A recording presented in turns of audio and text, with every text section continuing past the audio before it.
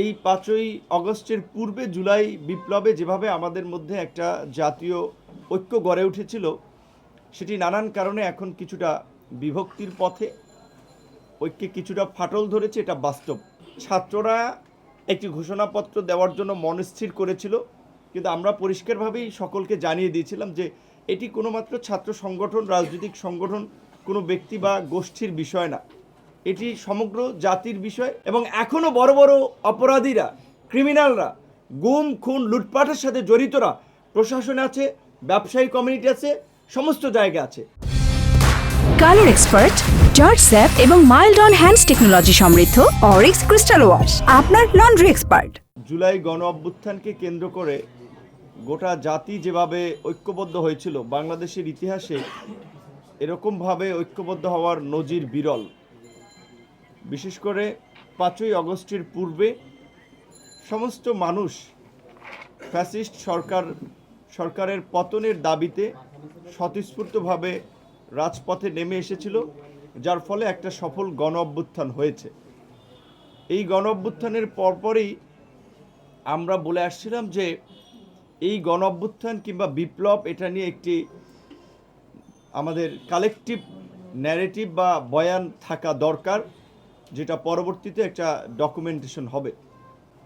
আপনারা ইতিমধ্যেই লক্ষ্য করেছেন যে গত 5 মাসে এই 5ই অগস্টের পূর্বে জুলাই বিপ্লবে যেভাবে আমাদের মধ্যে একটা জাতীয় ঐক্য গড়ে উঠেছিল, সেটি নানান কারণে এখন কিছুটা বিভক্তির পথে, ঐক্যে কিছুটা ফাটল ধরেছে, এটা বাস্তব।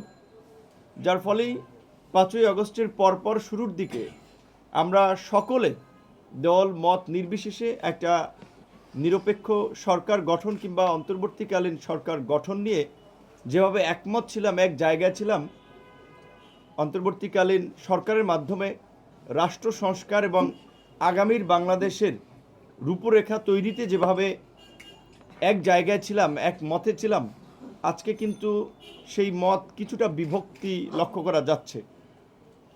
দ্রুত নির্বাচনের জন্য বিভিন্ন রাজনৈতিক দল থেকে তাগিদ আসছে। সরকারের প্রতিও আমাদের যে প্রত্যাশা এবং আকাঙ্ক্ষা ছিল 5 মাসে, সেটা বড় রকমের হোঁচট খেয়েছে। ছাত্ররা একটি ঘোষণাপত্র দেওয়ার জন্য মনস্থির করেছিল, কিন্তু আমরা পরিষ্কারভাবেই সকলকে জানিয়ে দিয়েছিলাম যে এটি কোনো মাত্র ছাত্র সংগঠন, রাজনৈতিক সংগঠন, কোনো ব্যক্তি বা গোষ্ঠীর বিষয় না, এটি সমগ্র জাতির বিষয়। বিশেষ করে যেভাবে আমরা স্বতঃস্ফূর্তভাবে জাতীয় ঐক্যের মধ্য দিয়ে এরকম একটি আন্দোলন গড়ে তুলেছিলাম, সে একইভাবে জুলাই ঘোষণাপত্রটি হতে হবে এবং এখানে উদ্যোগ নিতে পারে সরকার। তো আমরা সরকারকে ধন্যবাদ জানাই, তারা রাষ্ট্রীয়ভাবে এই আন্দোলন সংগ্রামে যারা ত্যাগ স্বীকার করেছে, রক্ত দিয়েছে এবং এই দীর্ঘ 36 দিনের লড়াই সংগ্রামে রাজপথে ছিল, তাদের এই ত্যাগকে সম্মান করে, জন আকাঙ্ক্ষাকে ধারণ করে রাষ্ট্রীয় পর্যায় থেকে সরকার এই জুলাই ঘোষণাপত্র গ্রহণের উদ্যোগ নিয়েছে। সেজন্য আমরা সরকারকে ধন্যবাদ জানাই এবং একই সাথে আমরা অন্যান্য রাজনৈতিক দলগুলোর প্রতি আমরা আহ্বান জানাই, গণহত্যার বিচার, শেখ হাসিনাকে দেশে ফিরিয়ে এনে ফাঁসির কাষ্ঠে ঝুলানো এবং শেখ হাসিনা সহ এই গণহত্যার যারা মাস্টারমাইন্ড ছিল, তাদের প্রত্যেকের সর্বোচ্চ শাস্তি, মৃত্যুদণ্ড কার্যকর করতে হবে। ভারতে শেখ হাসিনা পালিয়ে গেছেন, ওবায়দুল কাদেররা পালিয়ে গেছেন, তাদেরকে ফিরিয়ে আনা দরকার।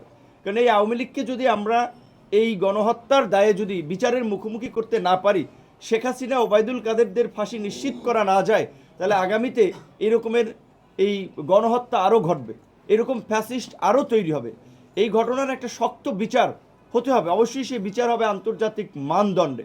সেক্ষেত্রে সরকারকে আমাদের সহযোগিতা করতে হবে। সরকার পরিবর্তন হয়েছে, প্রশাসন একেবারে ভালো হয়েছে, প্রশাসনের মধ্যে এখনও যারা আছে, এই আমলারাই তো এই শেখ হাসিনার ফ্যাসিবাদের বড় খুঁটি ছিল।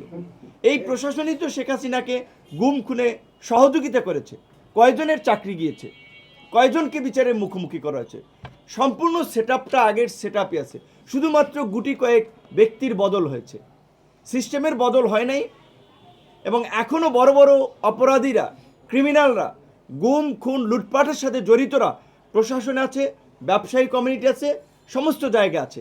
নিজেদের ক্ষুদ্র চিন্তা ভাবনা কিংবা নিজেদের মতকে এক পাশে রেখে আমরা আজকে থেকে একীভূত হয়ে কাজ করার সিদ্ধান্ত নিয়েছি। এবং আপনারা দেখেছেন যে বিশেষ করে যেই কোটা সংস্কার আন্দোলনকে কেন্দ্র করে আজকের এই গণ অভ্যুত্থান এবং আজকে যে জাতির মুক্তির পথ রচিত হয়েছে, সেই 2018 সালের এই কোটা সংস্কার আন্দোলনের অন্যতম নেতা ছিলেন, প্রধান নেতা ছিলেন আহ্বায়ক হাসান আল মামুন, অন্য নেতৃবৃন্দ রাশেদ খান, আমি, ফারুক হাসান, এখানে যারাই নেতৃবৃন্দ আছে তারা কিন্তু ওই কোটা সংস্কার আন্দোলনের মধ্যে দিয়েই গড়ে উঠেছে।